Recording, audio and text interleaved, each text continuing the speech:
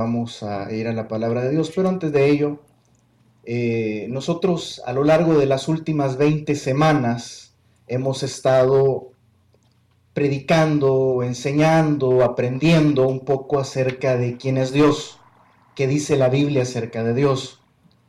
Aquellas cositas que muchas veces no se escuchan dentro de los púlpitos, aquellas cositas que usted las conoce intelectualmente, pero que no las digerimos espiritualmente. Como por ejemplo que Dios es juez, que Dios es justo, que Dios es bueno, pero que eso no nos autoriza a hacer nosotros lo que nos da la gana, a abusar de la gracia. Hablamos acerca de que Dios es nuestro pastor, y si bien es cierto, nos va a llevar por valles de delicados pastos, pero también nos hará pasar por valle de sombra de muerte.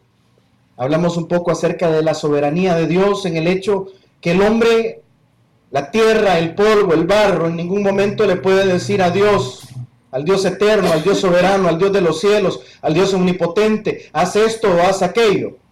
El hecho de aprender a someternos a su voluntad, pues hasta en la misma oración del Señor Jesucristo, cuando nos enseña a orar, dice, mas hágase tu voluntad en los cielos como en la tierra, no la nuestra. Y quisiera solo preguntarle, ¿ha aprendido algo en estas últimas 20 semanas? Pregúnteselo. He aprendido algo en las últimas 20 semanas acerca de Dios, acerca de su presencia, acerca del Evangelio. Déjeme decirle algo.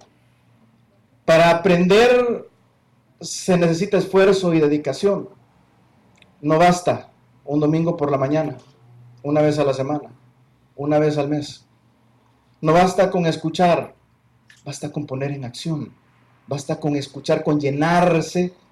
Dijo Jesús, señores, sean no solo oidores, sino hacedores de la palabra. Este día cerramos por un tiempo los atributos de Dios, conocer más a Dios, y la última semana estuvimos hablando de Dios es luz, su naturaleza es luz, y si Él es luz no hay nada oculto en Él. Si Él es luz, Él puso todas las cartas sobre la mesa. Si Él es luz, a usted y a mí nada nos va a agarrar por sorpresa, porque Él puso todas las cartas sobre la mesa. Platicábamos con una familia el día de ayer y decía, señores, la palabra Dios la dio Dios. La palabra pecado la dio Dios. La palabra santidad la dio Dios. La define Dios. Porque Él es Dios. Él es el creador de esas palabras. Él es el único que las puede definir. Cuando decimos que Dios es luz en su naturaleza, en su esencia, es difícil entender cómo un hombre con una mente reducida, alguien con una mente finita, puede entender al Dios de los cielos. No pretendemos conocerlo completamente, porque a mí me lo enseñaron, yo sé que usted lo habrá escuchado en alguna predicación. La Biblia, la Escritura, la revelación de Dios es una montaña a la cual nunca se deja de subir, y es un océano en el cual nunca llegas hasta el fondo. Siempre que tú piensas que vas arriba, hay algo más que conocer. Siempre que tú crees que te has metido suficientemente abajo, siempre descubres algo nuevo. Cuando decimos que Dios es luz, por su naturaleza, también tenemos que saber o entender que lo que de Él sale también es luz. Por eso la Escritura nos llama a nosotros hijos de luz. Porque si el Padre es luz, sus hijos tienen que ser luz. Si del Padre o de Cristo ha salido el Evangelio y Dios es luz, el Evangelio tiene que ser luz. Lámpara es a mis pies tu palabra y lumbrera a mi camino. Dios es luz y su Evangelio es luz. Y de eso vamos a hablar ahora. De eso vamos a terminar el día de ahora. Antes de comenzar, entiéndame algo. Los predicadores de la Reforma, los predicadores que comenzaron a predicar el Evangelio sin mayores miedos a las personas, a la iglesia tradicional, llegaron a acuñar un lema que decía: yo prefiero ofender a la iglesia con una verdad que condenarla y matarla con una mentira. A muchos de nosotros preferimos que nos digan mentiras, que nos endulcen el oído, mas cuando el Evangelio se nos presenta de la forma como realmente es, nos ofende, nos duele, nos molesta, nos incomoda, nos sentimos mal, decimos y levantamos el dedo rápidamente. Para aquel que te habla de santidad, decirle legalista. Para aquel que te habla en contra del pecado, decirle Santulón, cuando el Evangelio mismo, si Dios es luz y si Dios es santo, y nos llama a vivir una vida en santidad, a buscarle de todo corazón, ¿por qué no vivir como Dios dice que tenemos que vivir? Prefiero herirte con una verdad que matarte con una mentira.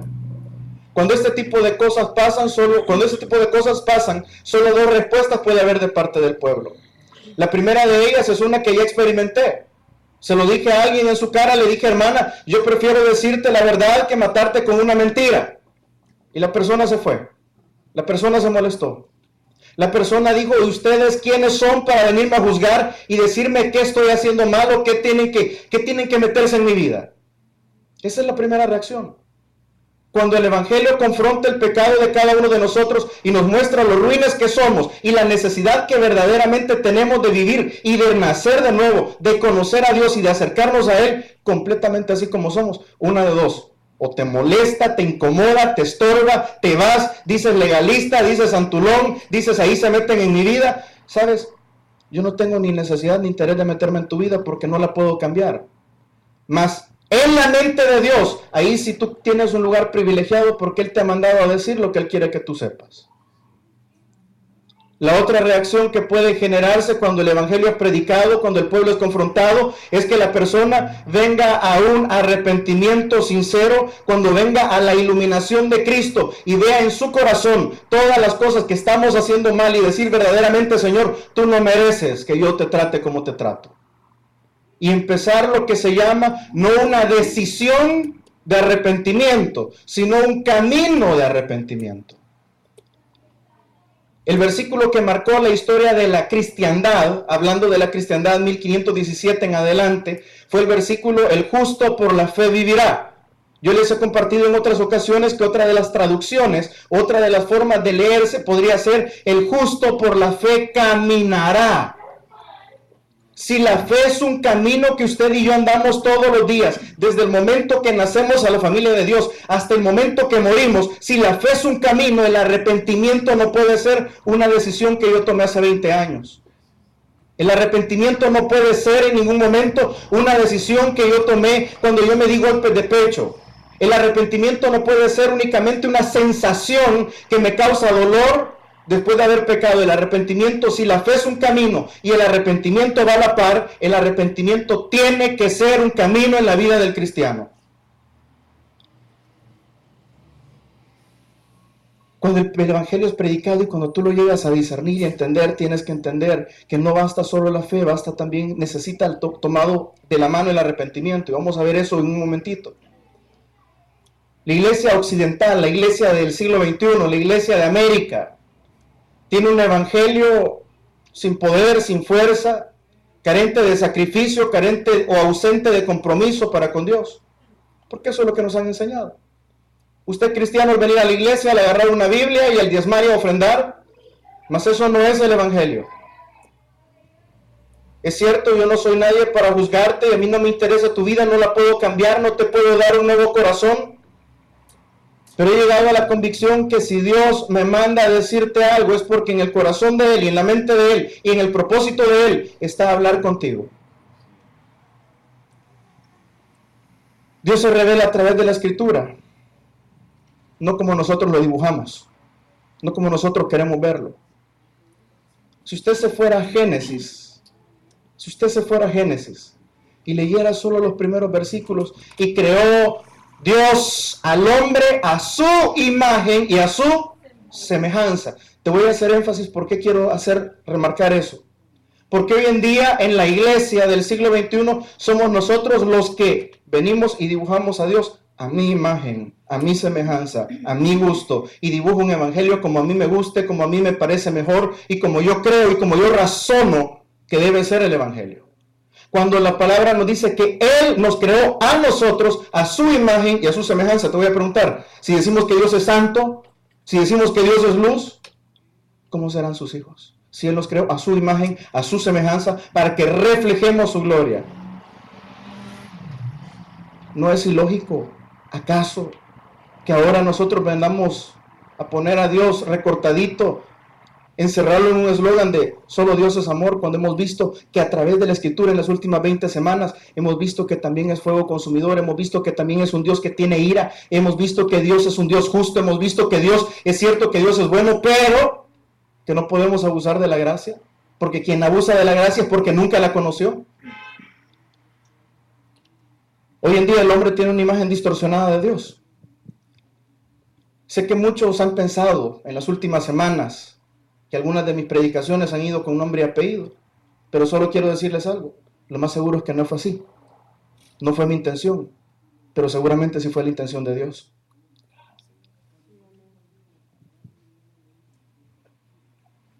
Y lo digo con todo respeto.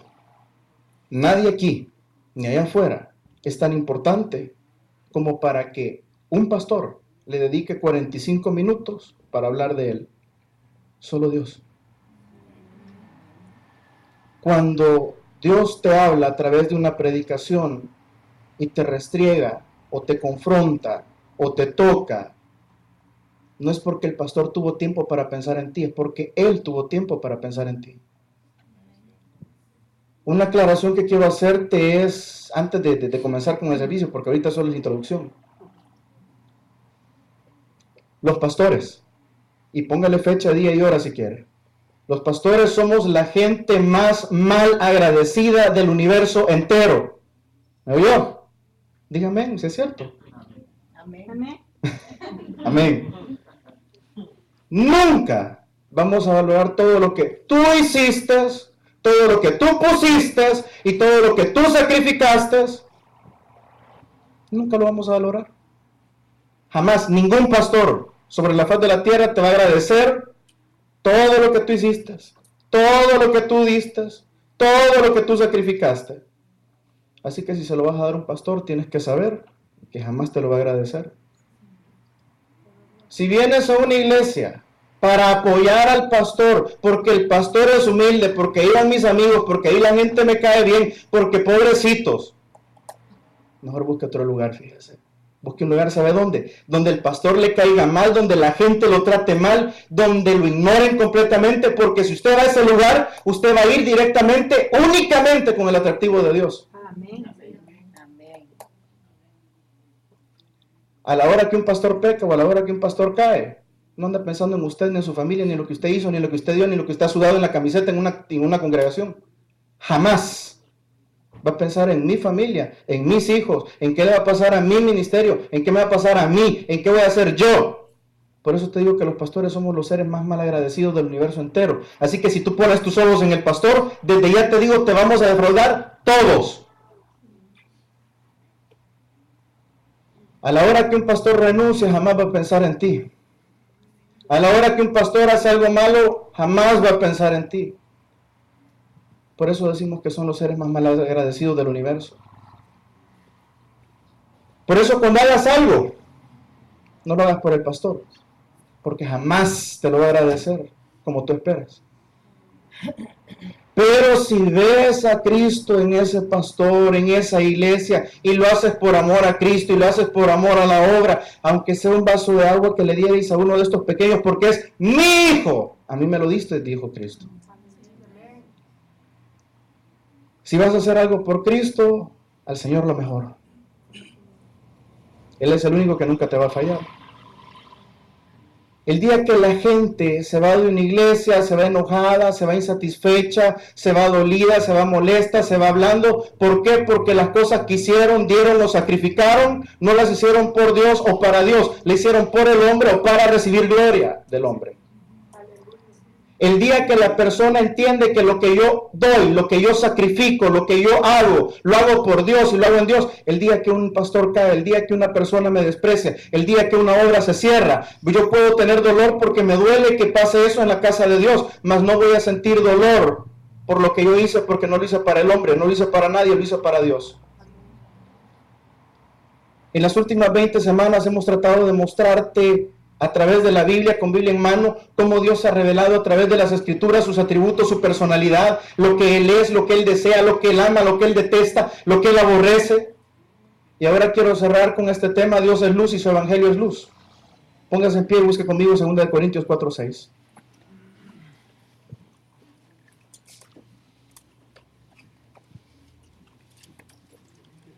Segunda de Corintios, capítulo 4, versículo 6.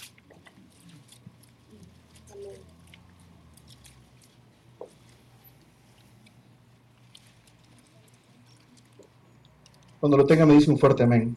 Amén. Leámoslo juntos. Porque Dios, que mandó de las tinieblas resplandeciese la luz, es el que resplandeció en nuestros corazones para iluminación del conocimiento de la gloria de Dios en la faz de Jesucristo. Repitámoslo una vez más. Porque Dios, que mandó que las tinieblas resplandeciese la luz, es el que resplandeció en nuestros corazones para iluminación del conocimiento de la gloria de Dios en la faz de Jesucristo. Bendito Señor y Padre, en esta hora te suplicamos, Señor, que nos hables al corazón. Te pedimos, Señor, que no se diga nada en contra de tu voluntad, sino que lejos de eso, Señor, podamos ser confrontados con Biblia en mano, a la luz del Evangelio, porque tú eres luz, tus hijos debemos caminar en luz, porque tu Evangelio, Señor, salió de ti y es luz a nosotros. Señor, ilumínanos en medio de las tinieblas que podamos tener. Traemos nuestras tinieblas a tu luz, porque solo tu luz puede desvanecer y destruir cualquier tiniebla que haya en nosotros. Lo pedimos en el nombre de Jesús. Amén. Puede tomar asiento, iglesia. El día de ahora, al hablar acerca del Evangelio como la luz de Dios para nosotros, para conocerle, para caminar en él, para revelarse Dios a nosotros, vamos a estudiar 5 pequeñas breves protestas del Evangelio contra la religión o la tradición que tenemos hoy en día dentro de las iglesias. El Evangelio que vivimos en la iglesia del siglo XXI dista muchísimo del Evangelio del libro de Hechos, dista muchísimo del Evangelio reformado, dista muchísimo del Evangelio bíblico. La forma de vivir de los cristianos hoy en día está completamente opuesta a cómo Dios nos manda vivir o a caminar. Una de las primeras cosas que yo te quiero hablar en esta mañana es que hemos cambiado la luz del Evangelio. Hemos disminuido su luz, hemos opacado su luz. En el periodo, ¿cuál es el primer libro del Nuevo Testamento? A ver quién se acuerda. Mateo. Antes de Mateo está uno de los profetas favoritos de todos los pastores bautistas, que es Malaquías. ¿Y sabe por qué es el preferido? Yo sé que usted sabe. Trae todos los diezmos a la... Desde que Malaquías, el último profeta del Antiguo Testamento, deja de hablar, cesa la voz de Dios durante 400 años. Durante 400 años el pueblo de Israel vivió sin luz, vivió sin palabra. Dios no les habló, Dios no se manifestó, Dios no levantó profeta, y el pueblo de Dios, por la necesidad de tener luz, empezó a crear lo que nosotros conocemos como los libros apócrifos o los deuterocanónicos, que son esos libros que la iglesia tradicional mete en la Biblia, mas nunca fueron inspirados por el Espíritu Santo. En esos periodos de 400 años, el hombre creó su propia religión, los fariseos aparecieron todo un montón de sectas y grupos que querían llegar a Dios, pero Dios había guardado silencio por 400 años. Cuando el Nuevo Testamento se abre, aparece un hombre con un mensaje. Voz del que clama en el desierto, preparad el camino para el Señor. Y su mensaje era: arrepentíos, porque el reino de los cielos se ha acercado. Y su nombre era Juan el Bautista. Si por 400 años el Dios de los cielos enmudeció, cayó, no levantó profeta, permitió que el pueblo viviese en oscuridad, ¿por qué al levantar la primera vela o la primera luminaria, la primera lámpara después de 400 años, el mensaje es arrepentimiento? Cuando Juan el Bautista es silenciado, aparece el ministerio público de Jesús, y Jesús comienza exactamente con el mismo mensaje: arrepentíos, porque el reino de los cielos se ha acercado. La pregunta es, señores, han pasado 2000 años. Y ahora lo que menos se escucha es hablar de la palabra arrepentimiento dentro de los púlpitos. Ahora hemos malentendido la palabra arrepentimiento y pensamos que arrepentirnos es darnos 3 golpes de pecho conseguir una indulgencia, pagar algo por ahí, y entonces Dios ya va a estar en paz conmigo. Pero al salir del mismo lugar donde me acabo de ir a arrepentir, entre comillas, salgo exactamente igual a hacer las mismas cosas. Eso no es arrepentimiento. Si el primer mensaje después de 400 años dado por Dios a los profetas para su pueblo fue de arrepentimiento, es el mensaje que tiene que seguir siendo predicado desde el Nuevo Testamento hasta que Cristo venga en las iglesias. Decía un pastor de la iglesia más grande de Estados Unidos en una entrevista internacional en CNN: señores, a mí Dios sacó la palabra pecado de mi boca, pero si Dios no la ha sacado de la Biblia, ese hombre tal es un blasfemo. Porque el mensaje primero que se dio en el Nuevo Testamento después de 400 años de silencio es arrepentimiento. Jesús lo predicó, sus discípulos lo predicaron, la palabra lo enseña, pero es el mensaje menos escuchado hoy en día en las iglesias. El mensaje que más se escucha en las iglesias de ahora de América es: tú eres un campeón, tú vas a salir adelante, tú no te preocupes, tú no eres tan malo, hay gente mucho más mala que tú. Ese es el mensaje equivocado que estamos vendiendo hoy en día. El mensaje de Cristo fue: arrepiéntete porque el reino de los cielos es cercado. Y te lo dije en la introducción, arrepentimiento no es ni un golpe de pecho, ni es una decisión que tomé hace 20 años. Es un camino que hay que seguir todos los días, tomando tu cruz y siguiéndole todos los días. Otros hemos tomado el arrepentimiento, señores, como una especie de penitencia para cumplir. En la iglesia tradicional nos enseñaron que si tú te ibas a confesar y tú te arrepentías, tú ibas a darte un par de golpes de pecho, ibas a pagar cierta penitencia haciendo ciertas cosas y con eso Dios te iba a perdonar. Muchos cristianos hoy en día hemos tomado la misma idea, le hemos metido en el evangelio y ahora pensamos que porque tú vas a dar, Dios te va a perdonar. Y ese es el mensaje que oímos. Siembre y Dios le va a borrar todas sus deudas, todos sus pecados. Ese es el mensaje cristiano de televisión hoy en día. A cumplir penitencias. A enseñarle a la gente que con dinero puede comprar a Dios, puede comprar una organización, una membresía, un pastor, mas no a Dios. Hoy en día a la gente le choca, le molesta escuchar que un pastor le diga: tú eres pecador. Y lo primero que vas a decir es: tú también. Y es cierto. Te lo dije en introducción. Por cuanto todos pecamos, estamos destituidos de la gloria de Dios. Pero ahora a la gente le duele, le molesta, le irrita que le digan: tú eres un pecador y delante de Dios estás destituido. Ve, ¿y usted quién es para juzgarme? ¿Y usted quién es para venirme a decir cómo tengo que vivir mi vida? ¿Y usted quién es para meterse? Métase usted en su propia vida. Yo no me estoy metiendo en tu vida, yo te estoy diciendo lo que la palabra dice a todos nosotros sin excepción. Hoy en día sobamos las cabezas, y perdóneme, lo digo con todo respeto, alguien se molestó la última vez, no me dijeron ni quién es, gracias a Dios por ello. Pastor, usted ofende a la congregación diciéndole cabras y diciéndoles ovejas. Jesús los ofendió más. Venimos nosotros ahora a las iglesias, los pastores de hoy en día, y venimos a sobarle la cabeza a las cabras. La Biblia dice que hay lobos con piel de oveja, pero también hay cabras con lana de oveja, dejándose trasquilar. Hay cabras que están en completa rebelión con Dios, pero solo porque tienen lana y el pastor las trasquila, piensan que están en Cristo. Piensan que son cristianos.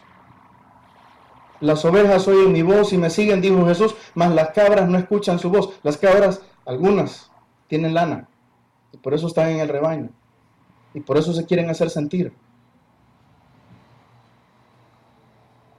Jesús, su ministerio fue completamente impresionante en este sentido. Cada vez que confrontaba a la gente con su pecado y les decía cuán pecadores eran y lo que costaba seguirle, él comenzó con un milagro. Mire, la multiplicación para los 5,000, y dice la palabra que eran 5,000 hombres, más se cree que habían 5,000 mujeres, más se creen que había tal vez 2 niños por cada uno, o uno lo menos, entre 15,000 a 20,000 personas en un solo culto, en un solo sermón.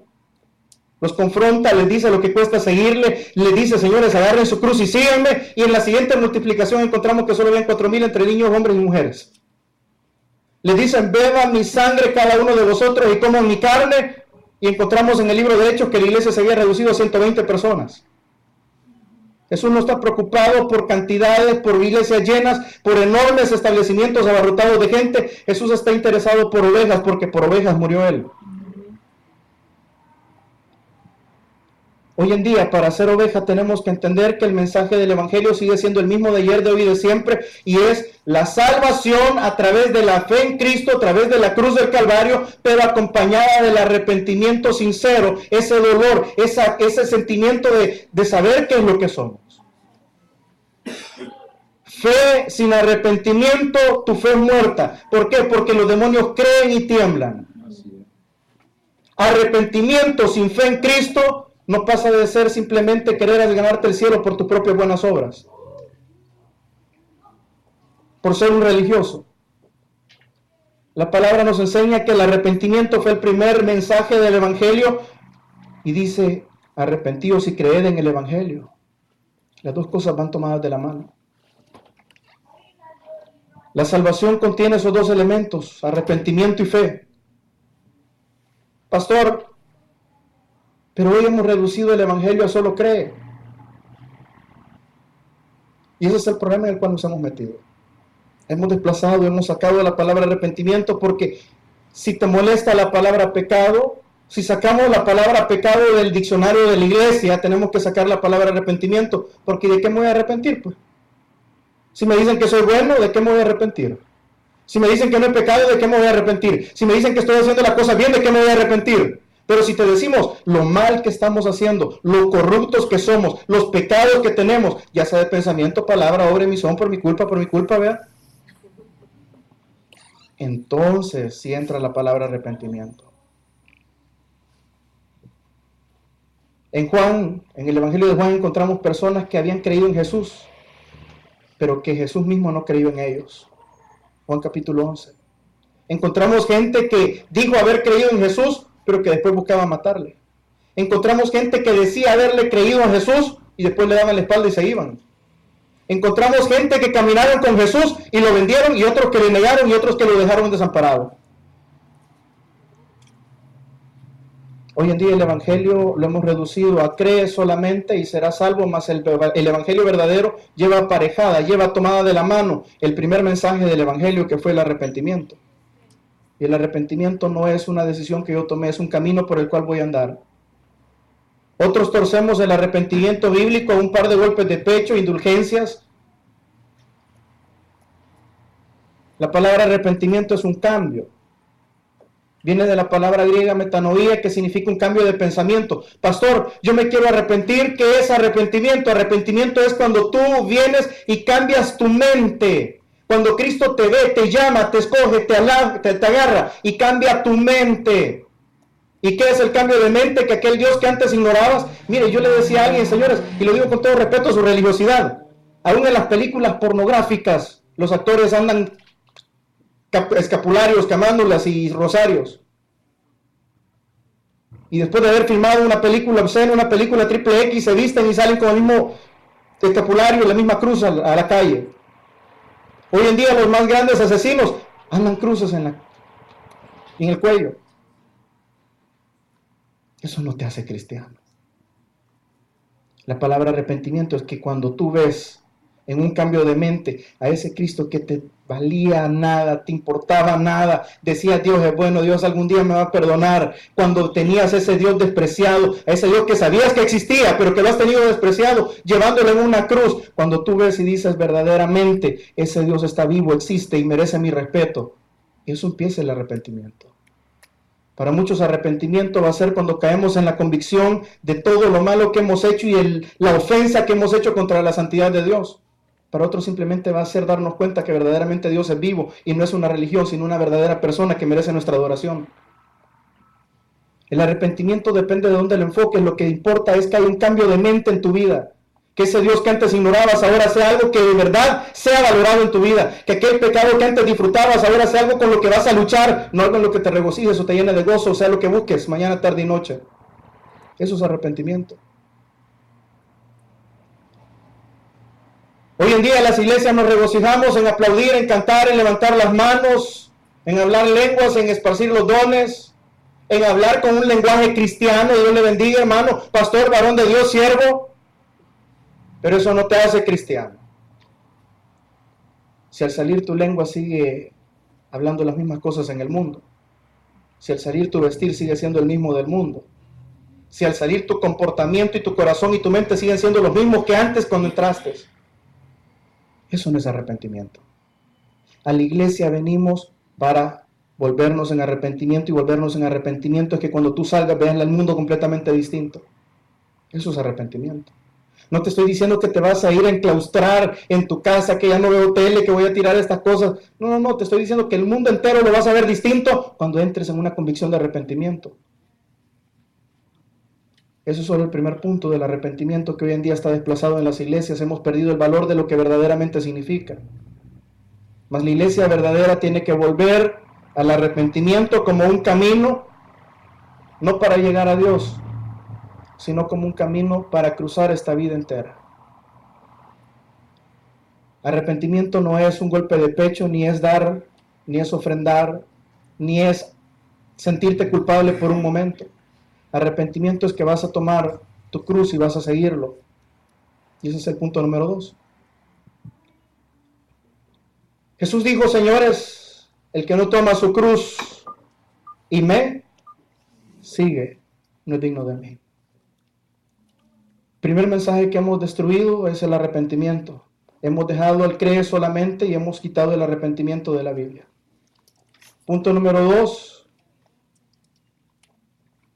Hemos dejado que Él cargue nuestra cruz y nosotros nos sentamos a ver cómo otros le siguen. Cuando el mensaje fue, toma tú tu cruz y seas tú quien me siga a mí. El evangelio diluido del siglo XXI, el evangelio light del siglo XXI, cristianos sin compromiso, cristianos sin visión, cristianos sin pasión, cristianos sin amor a la obra, cristianos que decimos ser cristianos solo porque venimos a la iglesia o porque nos traían desde pequeños. Eso no te hace cristiano. Ayer platicaba con un hermano y le decía, ¿sabes qué? Para tener la presencia de Dios hay un precio que hay que pagar y no es en dinero. La presencia de Dios es cara. La presencia de Dios es cara en tu vida. Te lo compruebo con Job. Job, una persona que el mismo Espíritu Santo da testimonio que era un hombre intachable. Pero Dios le quitó todo lo que tenía. ¿Por qué? Porque fue Dios quien se lo ofreció a Satanás. ¿No has considerado a mi siervo Job? Satanás no le llegó preguntando por Job. Dios le preguntó a Satanás, ¿ya viste a Job? ¿Sabía Dios que Satanás lo iba a pedir? Sí, por eso se lo ofreció. ¿Sabía Dios que Satanás le iba a pedir quitarle todo? Sí sabía. Entonces a la larga, ¿quién se la quitó? Dios. Y Job lo entendió. Jehová Dios dio, Jehová Dios quitó. Pero sea por los siglos Jehová Dios bendito. Y ¿sabes qué? Más adelante, allá por el capítulo 36, 37 de Job, Job dice, de oídas te había oído, mas ahora mis ojos te ven y yo te conozco. La presencia de Dios en la vida de Job, conocerlo verdaderamente en intimidad le costó y le costó caro. Le costó sus riquezas, le costó su salud, le costó su familia. Y ahora tú me vienes a decir que porque vienes hora y media a sentarte en un púlpito, a una iglesia, a predicar un rato, a servir un rato, ¿crees tú que eso es tomar tu cruz y seguirlo? ¿Crees tú que eso es llenarte de la presencia de Dios? Tú puedes tratar de seguir a Jesús religiosamente, muchos lo hicieron, pero al momento de llegar a la cruz muchos se fueron también. Puedes seguir religiosamente a Jesús de lejos, como muchos lo hicieron también. Puedes ser uno de los que decían creer en Él, pero a la hora de que estaban perseverando y orando en el aposento alto solo habían 120. Más seguramente afuera de ese aposento alto había mucha más gente que decía, yo creo en Jesús, pero no estaban donde debían de estar. Para que el Espíritu Santo fuese derramado en el aposento alto, la iglesia pasó, los 120 pasaron cerca de 40 días. Unánimes, unidos en oración, buscando su presencia. No fue 1 hora y 30 minutos exactos para que su presencia descienda a la hora que yo diga, con la alabanza que a mí me gusta. Su presencia va a descender después de que una búsqueda completa y verdadera y sincera nazca en tu corazón, después de haberte arrepentido. Cuando tú verdaderamente tomes la cruz del Evangelio y comiences a seguirlo a Él, no a un hombre. Cuando comiences a escuchar su enseñanza y no la enseñanza de pastores. Todo lo que te digan los pastores, examínalo a la luz de la palabra. Hay un precio que hay que pagar por su presencia. La salvación es de gratis, ya te lo dije. Tú te puedes sentir nacido de nuevo. Si tú eres nacido de nuevo, tú eres salvo. Pero la presencia, la comunión con Él tiene un precio y hay que pagarlo. Si lo deseas. Hoy en día el Evangelio ya no se escucha tomar su cruz y seguirlo, sino simplemente un Evangelio suavecito. Algo que te entretenga, que te dé risa, que te divierta, que te goce, que te... ¡Ajaja! Si hablamos de compromiso, decimos, este es legalista. Este no conoce la gracia. Pero cuando Jesús tomó su cruz, la tomó con todo compromiso. Cayó varias veces, pero se levantó y la siguió tomando. ¿Sabías tú que Pablo fue azotado aproximadamente 117 veces, 117 latigazos? Y cantaba aleluya. ¿Sabías tú que Pedro fue puesto en la cárcel de más adentro? Cantaba coritos. Y la presencia de Dios se manifestó y los liberó. Pero para eso fue azotado, para eso fue encarcelado, para eso fue humillado primero. En la cárcel de Roma, Pablo escribió una de las epístolas más preciosas del Nuevo Testamento, que es Filipenses. Estando preso, le escribe a toda la iglesia que estaba libre y prosperada, bendecida y en victoria. Regocijaos, otra vez les digo regocijaos, porque aquellos estaban tristes, que no tenían iPhone 5S,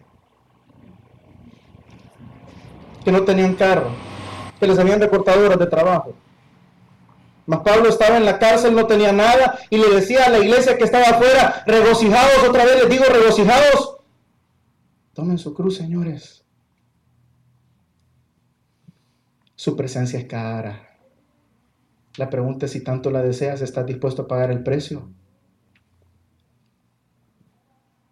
Un escritor apellido Tozer, muy conocido, escribió lo siguiente: cuando tú ves a un hombre salir de la ciudad con una cruz a cuestas, tú sabes que este hombre va directo a un sacrificio y no va a regresar. Cuando tú mirabas un corderito ir al altar de los sacrificios en el templo, sabías que el corderito no iba a regresar. Mas hoy, en las iglesias, vemos hombres que decimos que llevamos la cruz hacia el altar, que vamos en sacrificio para con Él, que decimos que somos ovejas para con Él, que vamos al altar delante de Él, a sacrificar todo lo que somos. Te daré lo mejor de mí, mi vida, mi adoración, mi alabanza. Señor, tú eres lo máximo. Pero cuando bajamos de los altares o cuando salimos de esa puerta, regresamos siendo lo mismo. ¿Cómo es posible que al salir un hombre con una cruz no vuelve jamás, y que al salir una ofrenda, un corderito hacia el altar de sacrificio no vuelve jamás, y al salir el viejo hombre de este mismo lugar sale siendo el mismo viejo hombre de antes? Porque no sacamos la cruz de la iglesia. Aquí en la iglesia se ve bonita la cruz. Pero cuando Jesús te dice, toma tu cruz y sígueme, Señor, vengo el otro domingo a limpiarla, a sacudirle el polvo a la Biblia. Cuando Él te manda que tomes tu cruz y la saques de este lugar y la lleves cargando todos los días de tu vida allá afuera. Toma tu cruz y sígueme. Es imposible que una persona que venga al altar de Dios en sacrificio a Dios, llevando a ofrecer el viejo hombre pecador, la vieja naturaleza pecadora, salga exactamente igual. Si el que va a la cruz del Calvario, si el que va con una cruz a cuestas, nunca regresa siendo igual, si el animalito que va al sacrificio nunca regresa siendo igual, ¿por qué el viejo hombre cuando viene a los altares sale exactamente igual? Algo anda mal. Algo definitivamente no pega. ¿Cómo es posible que pasamos una hora enfrente de la televisión, 2 en el cine, 3 en Facebook y 5 minutos en oración? Se nos hace difícil, y todavía si nos arrodillamos, ay no, yo no estoy acostumbrado a eso. En la cruz el mundo debe ser crucificado. Mi carne debe ser sacrificada. A muchos les va a sonar chocante este tipo de mensajes, pero les resultó chocante a aquellas personas que seguían a Jesús cuando Jesús les dijo, señores, el que no coma mi carne y no beba mi sangre no puede venir a mí. Y muchos se fueron, dice la Escritura. El mensaje de Cristo fue radical. La muerte de Cristo fue radical. La resurrección de Cristo fue radical. El cambio operado en una persona que viene a Cristo debería de ser radical. El cambio en una persona que dice ser nacida de nuevo debería ser radical, debería notarse. Pero el problema es cuando no se nota. Si su muerte fue radical, si su vida fue radical, si su resurrección fue radical, el que viene a Él debería de notarse radical. Diferente. ¿Qué te ha pasado? ¿Qué te han hecho en esa iglesia vos? ¿Qué te han dado? ¿Te volviste loco de tanto leer la Biblia? Aquella persona que nunca le han dicho loco por ser cristiano, de verdad, debería de pensarlo si verdaderamente es cristiano. Busque conmigo Gálatas 2:20.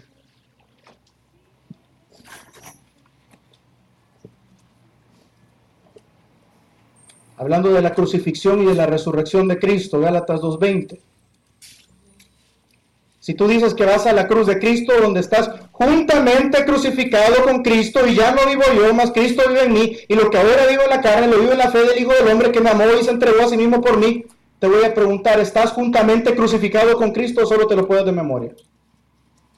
Porque estar crucificado con Cristo es agarrar esa cruz, la cruz de Cristo, caminar el camino de Cristo, caminar bajo la enseñanza de Cristo, tratar de seguir a Cristo, tratar de caminar en fe, tratar de caminar en arrepentimiento. Eso es tomar su cruz y seguirlo. Gálatas 2:20 dice, con Cristo estoy juntamente crucificado y ya no vivo yo, mas vive Cristo en mí. ¿Vive Cristo en ti? Sí, pastor. Yo lo recibí hace años. No. La pregunta es, si vive ahí, ¿se nota que vive ahí? Y eso solo si hablamos acerca de la crucifixión. Cuando dice con Cristo estoy juntamente crucificado, has crucificado tus pasiones, has crucificado tu vanidad, has crucificado tu ego, has crucificado tu yo, para que sea Cristo quien vive en ti, para que sea su enseñanza, para que sea su carácter, el que trate de aflorar en tu vida todos los días. O le das rienda suelta a la carne. Ve, ¿a mí por qué me dan? Aquellos que no podemos sufrir ni una pizca porque, aquellos que nos deshacemos con el agua, aquellos que nos congelamos con el frío. Con Cristo estoy juntamente crucificado. ¿No crees que nos queda grande esa palabra para todos nosotros? Pero eso no significa que no lo intentemos. Morir todos los días en Cristo, a nosotros mismos. Para que ya no viva yo, ya no viva mis deseos, ya no viva mi carne, sino que Cristo, sus deseos, su carácter, fluye a través de mí. Ahora busque Colosenses 3:1. Si eso hablamos solo de la crucifixión, hablemos de la resurrección. Pastor, no me deje a Cristo crucificado, no, se lo voy a poner resucitado y le voy a poner lo que significa eso en su vida. Colosenses 3:1. Un poquito adelantito, Gálatas, Filipenses, Colosenses 3:1.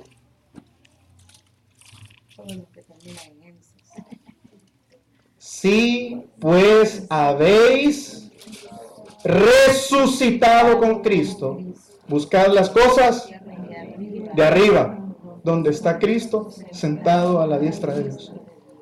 Yo ya he resucitado una nueva vida, pastor. Sepultado con Cristo, resucitado una nueva vida. La muestra es si buscan las cosas de arriba en lugar de las cosas de abajo. ¿Qué es lo que la iglesia busca hoy en día? Las cosas de abajo, no las cosas de arriba. Eso nos demuestra que no muchos dentro de la iglesia han resucitado con Cristo.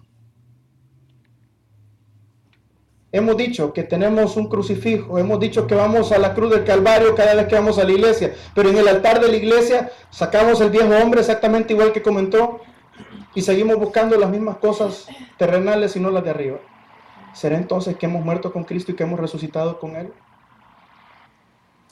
Y si sigue en el 2 dice, poner la mira en las cosas de arriba, no en las de la tierra. ¿Qué es lo que enseña la iglesia hoy en día?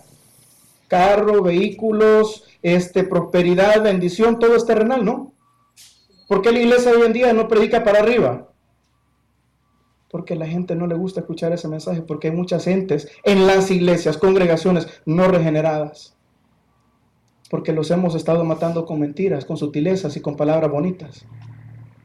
Versículo 3, porque habéis muerto y vuestra vida está escondida con Cristo en Dios. Cuando Cristo, vuestra vida, se manifiesta, entonces vosotros también seréis manifiestos en Él con gloria. Hacer morir, pues, lo terrenal en vosotros. Y esa parte no nos gusta ni siquiera leerla. Fornicación, impureza, pasiones desordenadas, malos deseos, avaricia, que es idolatría.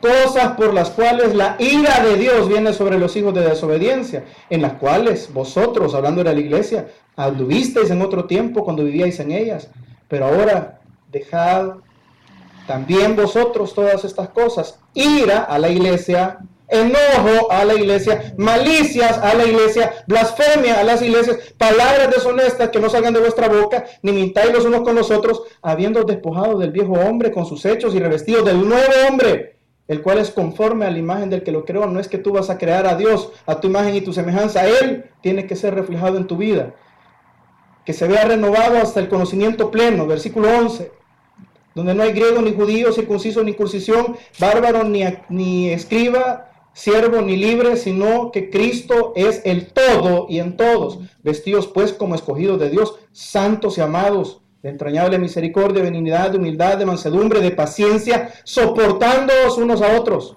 perdonándonos los unos a los otros, si alguno tuviere queja contra otro, de manera que Cristo os perdonó, así también hacedlo vosotros. Y sobre todas estas cosas, vestidos de amor, que es el vínculo perfecto, y la paz de Dios gobierne en vuestros corazones, a la que asimismo fuiste llamados en un solo cuerpo, y sed.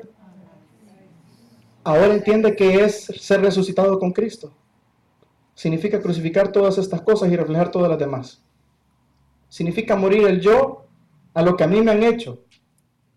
Y ya no vivo yo entonces, sino que Cristo vive en mí, porque así como Él perdonó, así voy a perdonar, así como Él amó, así voy a amar, así como Él anduvo, así voy a tratar de andar. Ese es el segundo punto. Primer punto, sacamos la palabra arrepentimiento. Segundo punto, sacamos la palabra seguirle. Y te voy a poner un paréntesis antes de seguir. Busque conmigo rapidito Hechos 26, 12, Hechos 26, 12. Un hombre que verdaderamente conoció el arrepentimiento, el cambio que operó en su vida. Hechos 26, 12. Es que cuando Cristo llega a la vida del hombre, el hombre no puede permanecer siendo igual. Hechos, Mateo, Marcos, Lucas, Juan, Hechos, capítulo 26, versículo 12. Ocupado en esto, iba yo a Damasco con poderes y en comisión de los principales sacerdotes. Cuando a mediodía, oh rey, yendo por el camino, vi una luz del cielo que sobrepasaba el resplandor del sol, la cual me rodeó a mí y a los que iban conmigo. Y habiendo caído todos nosotros en tierra, oí una voz que me hablaba y decía en lengua hebrea: Saulo, Saulo, ¿por qué me persigues? Dura cosa te es dar cosas contra el aguijón. Yo entonces dije: ¿quién eres, Señor? Y el Señor dijo: yo soy Jesús, a quien tú persigues. Pero levántate y ponte sobre tus pies, porque para esto he aparecido a ti, para ponerte por ministro y testigo de las cosas que has visto y de aquellas que me apareceré a ti, librándote de tu pueblo y de los gentiles, a quienes ahora te envío. Versículo 18. Para que abra sus ojos, para que se conviertan de las tinieblas a la luz, de la potestad de Satanás a Dios, para que reciban por la fe que es en mí perdón de pecados y herencia entre los santificados. Un hombre que estaba persiguiendo a la iglesia, un odio que tenía entrañable para con la iglesia. Viene Jesús y se le aparece, y este hombre conoce lo que es verdaderamente el arrepentimiento y empieza a seguir un camino de fe, de arrepentimiento, tomando su cruz. Y Jesús lo cambia completamente. Lo que antes perseguía, lo que antes odiaba, ahora lo ama y ahora está dispuesto a pagar con su vida por ello. Eso es arrepentimiento, porque cuando Dios se revela a una persona, la persona no puede seguir siendo igual.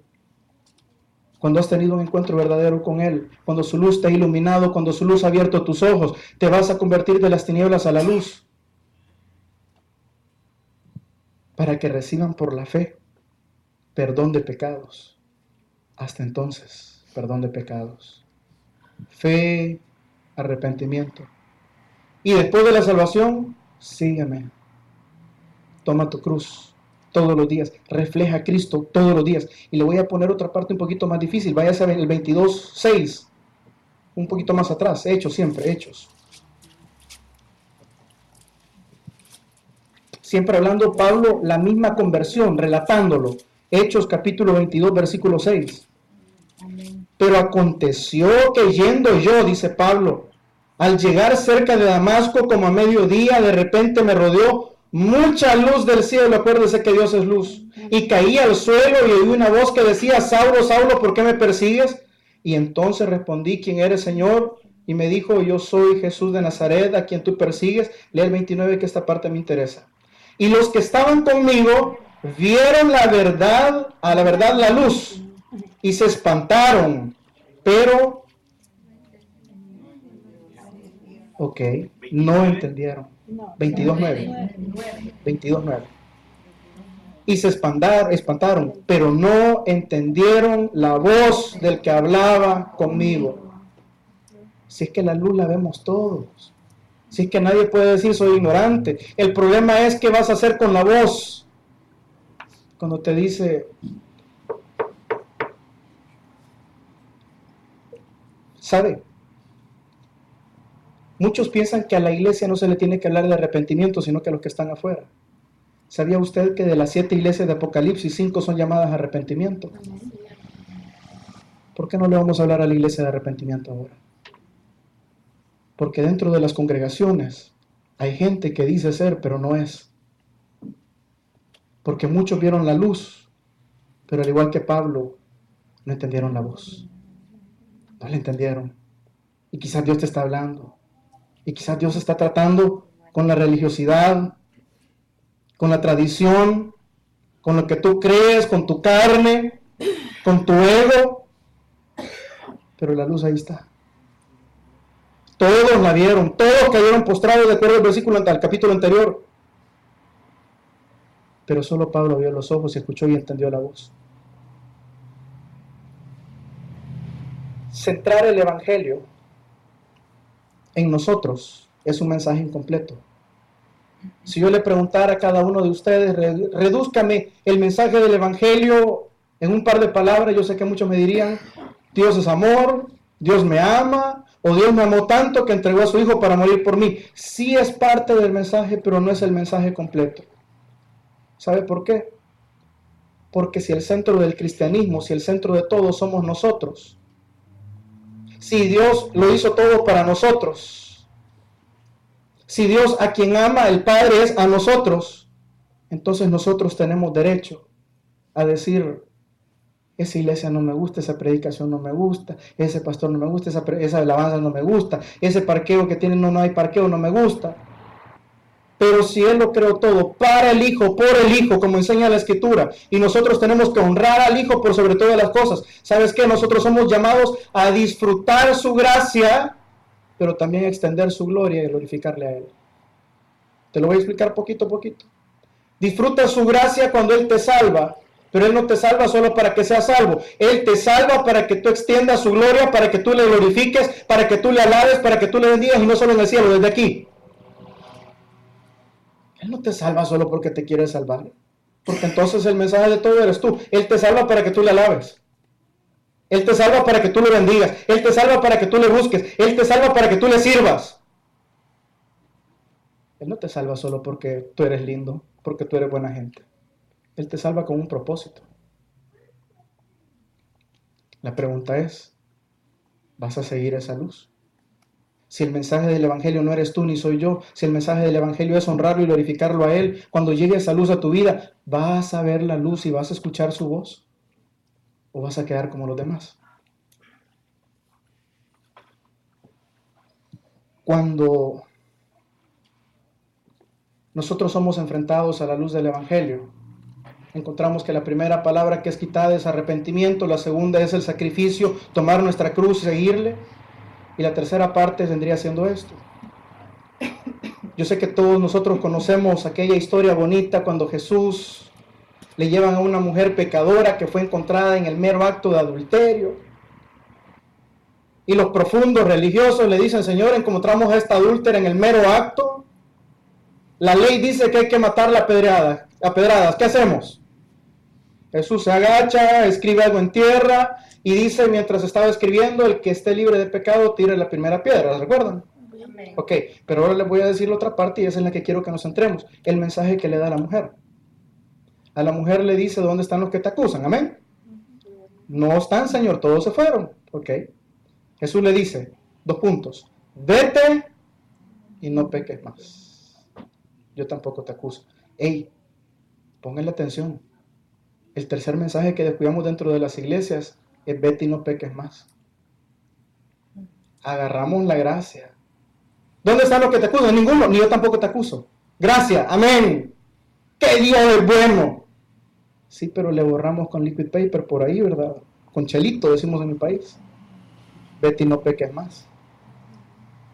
Ah, eso es legalismo. No, eso es estar en Cristo. Porque lo vas a amar a Él por su gracia, pero lo vas a respetar a Él por su santidad.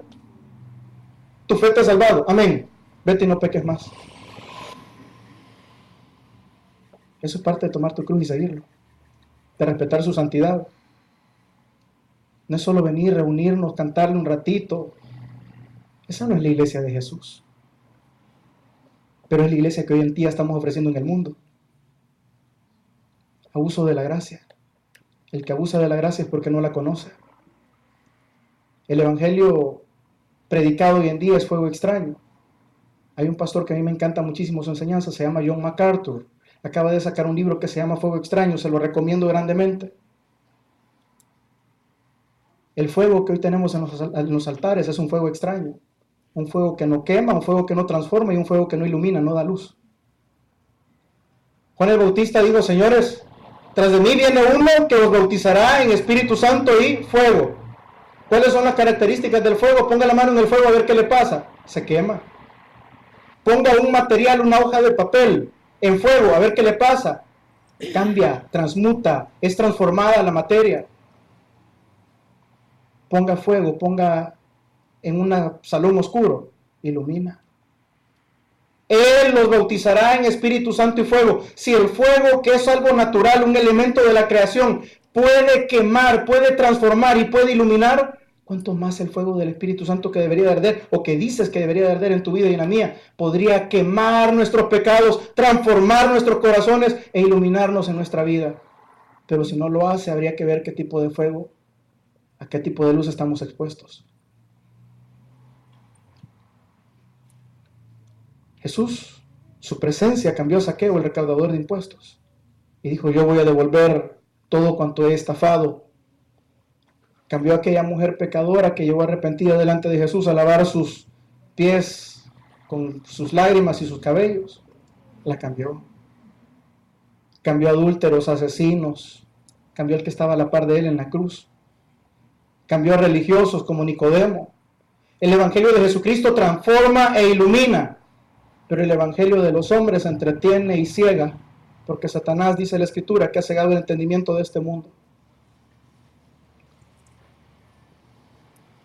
Si no produce el dolor del pecado, no puedes disfrutar el gozo del evangelio. Si no experimentas el dolor del pecado, no puedes experimentar el gozo del evangelio. Si no te digo que necesitamos buscar más a Dios, quizás nunca lo busques. Y tu sangre va a ser llamada sobre mí.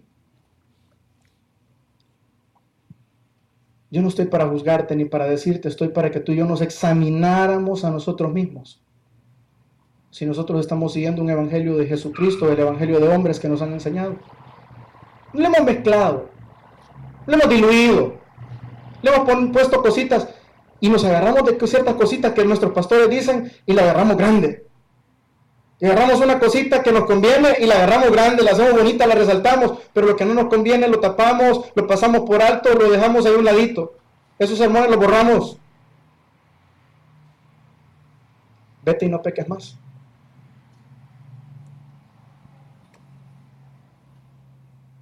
La quinta cosa, cuarta, es que el evangelio de hoy en día ha distorsionado la imagen de Dios. Y es a lo que iba exactamente. Cuando te digo que nosotros agarramos una enseñanza de nuestros pastores y agrandamos lo que nos conviene y encajonamos lo que no nos gusta, es porque tenemos una imagen distorsionada de quién es Dios. Y hemos encerrado a Dios en Dios es amor únicamente. Si quiere, busque conmigo 2 citas. Primera de Juan, capítulo 4, versículo 8, y después vamos a leer Hebreos 12, 29. Primera carta de Juan, no es el Evangelio de Juan, se va a Apocalipsis. Primera carta de Juan, capítulo 4, versículo 8. Y después alguien más va a buscar Hebreos 12:29. Dice Primera de Juan 4:8. El que no ama no ha conocido a Dios, porque Dios es. Ay, esa parte nos gusta a todos. Hebreos 12:29, nadie se lo puede de memoria. Porque nuestro Dios es fuego consumidor. Aquella frase, Dios es amor, pero también es fuego consumidor.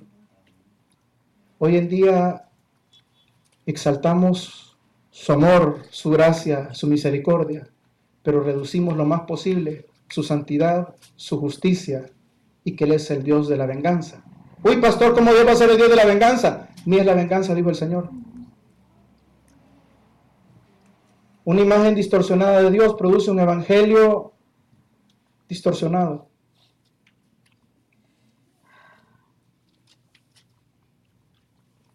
No se me pongan a suspirar si es la última vez que les predico así, por lo menos en este año.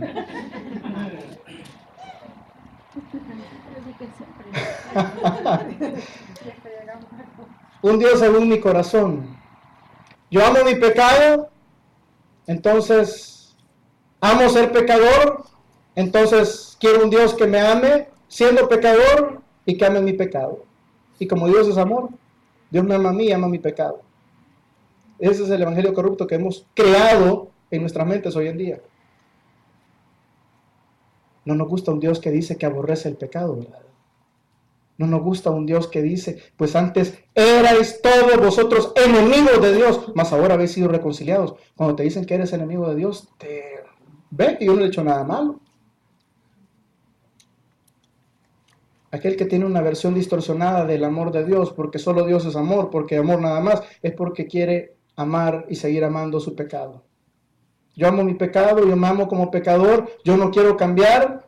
Entonces, como Dios es amor, exalto el amor de Dios, exalto su bondad, exalto su misericordia. Entonces Dios, ese Dios que yo he creado, a mi imagen, a mi semejanza, a mi conveniencia, ese me ama tal y como soy. Y no tengo que cambiar. Vaya evangelio. ¿Y qué pasa con el otro versículo de Hebreos 12:29? Mas Dios también es Dios que es fuego consumidor. ¿Qué pasa con el Dios que aborrece el pecado? Una imagen de un Dios que al final va a salvar a todos. Tenemos algunos. No sé, al final todos vamos a ir al cielo. Dios es amor, ¿cómo va a condenar a alguien? ¿Sabes que es Dios quien arroja a la gente al infierno? Y eso le puede sonar chocante a algunos, pero Jesús lo dijo. Temed a aquel que puede no solo destruir el cuerpo, sino destruir el cuerpo y el alma, arrojándolos. Él es el que arroja. Él es. Pero como ese tipo de Dios no nos gusta, nos sale chocante, no nos lo han enseñado, no es el Dios de las caricaturas que vemos, pero es el Dios de la Biblia, es el real. Hoy en día tenemos una concepción en la iglesia tradicional. Fíjese que yo me confieso yo pecador. Yo fui devoto de la Virgen del Carmen. La Virgen del Carmen tenía una propiedad, sacaba a la gente del infierno. Yo también. ¿Sí? Por eso me pusieron Mercedes del Cielo. Oh. ¿Sabe que los evangélicos estamos haciendo lo mismo ahora?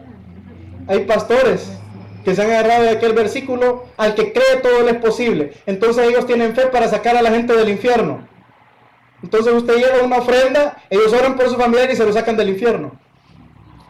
A eso cómo hemos llegado.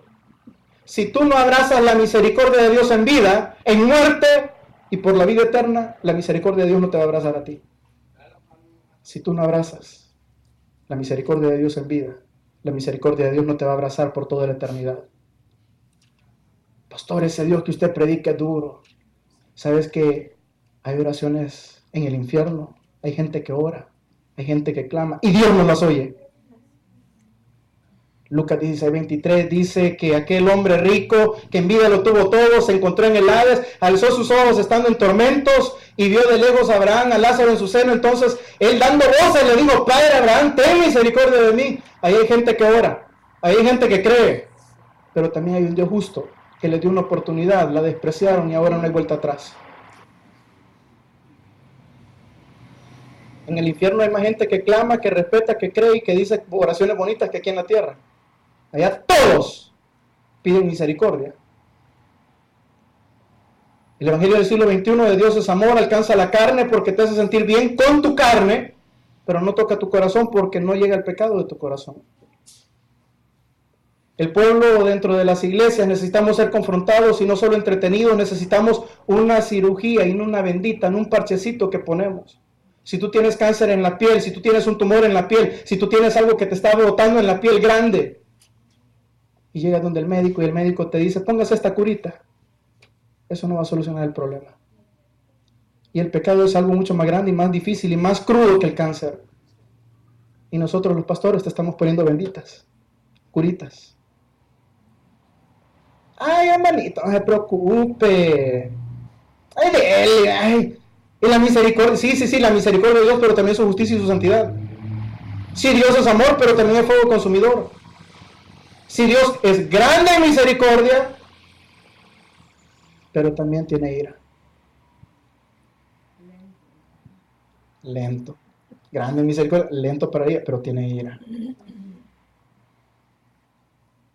Si tú tienes cáncer y llegas donde un buen doctor te dice tenemos que confrontarlo, tenemos que combatirlo, tenemos que hacerle quimioterapia, tenemos que exponerlo, tenemos que quitarlo, que extirparlo. Pero llegamos a las iglesias y te dice acomódese, mire, todos estamos iguales. No se preocupe, usted no es el único canceroso. Yo no voy a que me den consuelo, yo voy a buscar una solución en Cristo. Muchos quieren escapar del infierno, pero nadie quiere escapar de sus pecados, fíjese. Uy, no, yo no me quiero quemar. ¿Y quieres dejar tu pecado? No. Incluso en las iglesias. Venimos para sentirnos que cumplimos con el Dios que es bueno. Venimos donde el médico le mostramos nuestro cáncer y él te va a decir, aunque siga igual o peor, no te preocupes, Dios es bueno. Cuando mueras, si no abrazas la misericordia en vida, la misericordia no te va a abrazar por la eternidad. Yo posteaba algo en internet y les ponía, señores, Dios no está tan interesado en que le des tu corazón como en darte Él a ti un corazón nuevo. El hombre tiene miedo de acercarse a Dios porque piensa que Dios le va a pedir algo. Dios me va a pedir mi corazón, Dios me va a pedir mis finanzas, Dios me va a pedir esto. Dios no quiere nada tuyo. Dice la Escritura, y si tuviera hambre, no te pediría a ti. Él no quiere tu dinero. Él quiere darte a ti un corazón nuevo. ¿Qué hace Jesús con un corazón podrido y canceroso de pecado? Si lo que quiere es botarlo y darte uno nuevo. Crea en mí, oh Dios, un corazón nuevo. Un corazón limpio. Un corazón conforme al tuyo.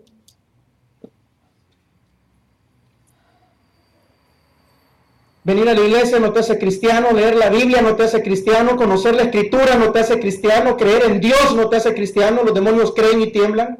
Tener amigos cristianos, padres cristianos, no te hace cristiano. Hablar todos los días con cristianos, tomar café con cristianos, salir con cristianos, comer con cristianos no te hace cristiano. Orar no te hace cristiano, rezar no te hace cristiano. Te hace cristiano nacer de nuevo. ¿Y cómo sé que he nacido de nuevo? Hay evidencias y eso fue lo que estuvimos hablando la última semana. Busque conmigo 1 de Juan 3:9 y ya con esto vamos a ir cerrando. Me faltan 6 páginas todavía, así que si quieren. 1 de Juan capítulo 3 versículo 9. Cuando lo tenga me dice un fuerte amén. Amén. Primera señal para saber si ha nacido de nuevo, el que ha nacido de nuevo no practica el pecado. Puede pecar sí, pero no practica, no se goza, no lo disfruta, no se revuelca. Primera de Juan 3:9 dice, todo aquel que es nacido de Dios y dice que es nacido de nuevo, no practica el pecado porque la simiente de Dios permanece en él y no puede pecar porque es nacido de Dios. Evidencia número 1 de que si verdaderamente has nacido de nuevo, ya no le vas a encontrar ese gozo, ese disfrute, ese deleite. Ya no vas a tener aquella cosa que a la cual tú vas a buscar el pecado, sino que el pecado te va a tener que buscar y seguir a ti. Te puede hacer tropezar, te puede hacer tropezar. Vas a caer, todos caemos. Lo que sí es importante es que no lo vas a practicar. Si tú me preguntas a mí si practico fútbol, te diría que no. Si voy 1 o 2 veces al mes, A ver jugar, yo no estoy practicando. Pero el que practica está todos los domingos, religiosamente, rigurosamente, mañana, tarde y noche, practicando. El que dice que es nacido de Dios y practica el pecado y entra con el viejo hombre a la iglesia y sale con el viejo hombre, igual o peor, con el mismo cáncer de pecado a la iglesia y sale con el mismo cáncer afuera, sin haberle dado una quimioterapia, sin haberle dado un tratamiento, sin haberlo tratado de extirpar de su corazón. Te hayan dicho lo que te hayan dicho, hayas rezado lo que hayas rezado, no eres. Porque el que es no practica el pecado, sino que hay una lucha en él contra el pecado. Lo que antes amabas, ahora luchas contra él, y el Dios que antes ignorabas, ahora lo amas y lo sigues a él. Segunda muestra de haber nacido de nuevo, siempre en primera de Juan 4:7. El que ha nacido de nuevo ama y tiene comunión unos con otros. Eso lo veíamos la semana pasada ampliamente. Amados, amémonos unos a los otros, porque el amor es de Dios. Todo aquel que ama es nacido de Dios y conoce a Dios. Iglesia, que tengamos comunión unos con otros. El que dice que anda en luz, que tiene comunión con Él y aborrece a su prójimo, aborrece a su hermano, no ha nacido. Pastor, ¿cómo voy a perdonar lo que me han hecho? Trae tus tinieblas a su luz, porque solo la luz destruye las tinieblas. Tercera evidencia, si ha nacido de nuevo, siempre en primera de Juan capítulo 5, versículo 1. Cree en Jesús y ama a Jesús. Todo aquel que cree en Jesús, que Jesús es el Cristo, es nacido de Dios. Y todo aquel que ama al que le engendró, ama también al que ha sido engendrado por él. Tercera evidencia, ¿amas a Jesús ahora? La primera dijimos, señores, odias el pecado, aborreces el pecado, ya no practicas el pecado. La número 2, lo reflejas con tus hermanos, amas a tus hermanos, has perdonado a tus hermanos, así como Él nos perdonó a nosotros, así como Él nos manda. La tercera, ahora amas a Jesús, o solo dices amarle. Si le amas, le sigues. Y si le sigues es porque le amas. Cuarta, el que ha nacido de nuevo vence al mundo. Tiene un espíritu diferente, un espíritu de conquista. Primera de Juan 5:4, ahí cerquita. Porque todo el que es nacido de Dios vence al mundo. Y esta es la victoria que ha vencido al mundo, nuestra fe. Evidencia de haber nacido de nuevo, tienes una fe de conquista. No conquista de cosas materiales. Conquistar el pecado, conquistar aquellas situaciones que no hemos podido vencer en el mundo. Pero si estás acomodado, si estás bien, si yo soy bueno, si yo estoy bien, yo ya llegué hasta donde tenía que llegar. El Evangelio de Cristo, y esa última verdad con la que cierro, no se vende. Mas el Evangelio del siglo XXI sí se vende. Está a la venta. Jesús dijo, y lo respaldo con un versículo bíblico, vosotros habéis convertido mi casa en cueva de ladrones. Pastores que ahora somos hombres de negocios, negociantes de la fe, y usted es cómplice, porque usted es cliente, no es oveja. Nadie vende si nadie compra. Si usted abre los ojos ante los comerciantes de la fe, ante los que venden la fe, ante los que venden los milagros, ante los que andan con los pañuelitos ungidos, con el aceite bendito, con el manto sagrado, y usted no es cliente, no se vende. Pero si los comerciantes venden, es porque hay gente que desea adquirir el producto. Es más fácil ser cliente que ser oveja. Y eso yo se lo reconozco. Porque el cliente siempre tiene la razón. Porque el cliente siempre tiene que ser bien atendido, porque si no, no regresa. Porque el cliente tiene derechos. Papá, aquí no somos clientes, aquí somos ovejas. Aquí no es un negocio. Aquí ni usted ni yo tenemos la razón la tiene Él. Aquí ni usted ni yo venimos a sentirnos bien nosotros. Venimos a adorarlo y para que sea honrado Él. Aquí ni usted ni yo tenemos derecho. El único derecho que tenemos usted y yo es de agarrar nuestra cruz, seguirlo, llegar a la cruz del Calvario y morir a la par de Él. El que está en Cristo, por supuesto. El que no está en Cristo tiene todos los derechos del mundo. Te voy a decir esto y que te quede bien grabado en tu mente. Las iglesias no son un pedacito de cielo en la tierra, son una prolongación del Calvario en la tierra. Si Jesús te dice, toma tu cruz y sígueme, no es porque te va a llevar a un pedacito de cielo, de gloria, es porque Jesús te quiere llevar a ti también a un Calvario. Te retomo lo que te decía hace un par de minutos atrás. Si el Evangelio es sobre nosotros, si nosotros somos los clientes, si nosotros somos los que tenemos que sentirnos bien, entonces la iglesia va a ser un pedacito de gloria, en la cual yo me voy a sentir bien, la alabanza me va a gustar a mí, no va a haber tristeza, no va a haber dolor para mí. Pero si decimos que el Calvario, que la iglesia es una extensión del Calvario, porque Jesús te llama con una cruz para que lo sigas, para que llegues a la iglesia, y la iglesia es un Calvario, en el Calvario se manifestó la peor injusticia hacia el Hijo de Dios. En el Calvario se manifestó el peor trato de todos para el Hijo de Dios. En el Calvario se manifestó gente que ignoraban al Hijo de Dios, gente que vituperaban al Hijo de Dios, gente que hablaban mal del Hijo de Dios. El que entiende que en las iglesias es una extensión del Calvario, en un pedacito de gloria, un pedacito de cielo, entiende que en la iglesia, al Hijo de Dios, muchas veces nos van a hacer injusticias, muchas veces vamos a ser víctimas de malos tratos, muchas veces nos van a ignorar, muchas veces van a hablar mal de nosotros, pero ¿sabes qué? Por eso Jesús te llamó a traer una cruz y a morir a ti mismo todos los días. Si te ha traído a una iglesia, a una extensión del Calvario, es para que tú aprendas a morir en la carne a ti mismo, no para darte gloria a ti. Por eso es que no hay iglesia perfecta, por eso es que todas las iglesias tienen problemas, porque Dios quiere tratar con tu carne en el calvario de las iglesias. Mas el que no entiende que la iglesia es un calvario donde tenemos que morir a nosotros mismos para que Él viva en nosotros, entonces ese se enoja y se va.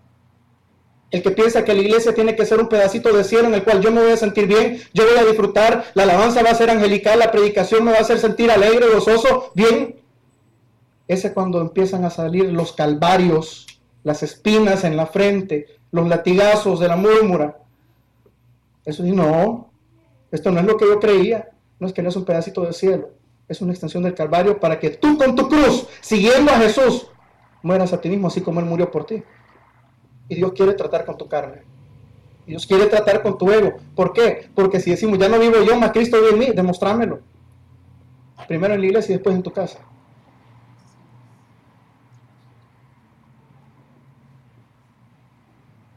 Esto no es un mercado, no es un mall. Y me alegraría sinceramente que muchos se sintieran ofendidos, defraudados, inconformes, ignorados en la iglesia. ¿Sabe por qué? Porque si regresan es porque verdaderamente están agarrando su cruz y caminando al Calvario junto con Él. Pastor, pero solo van a ser uno o dos. Jesús nos mandó a edificar iglesia y no congregaciones, no templos. Cuando te hablo que Jesús mandó a edificar iglesia, la iglesia no son 4 paredes, es usted. Y si usted es iglesia, Jesús nos mandó a edificarlo a usted. Y si aquí dentro de todas estas personas solo hay 1, 2 o 3 iglesias y es edificada, es más que suficiente. El que tenga oídos para oír, que oiga.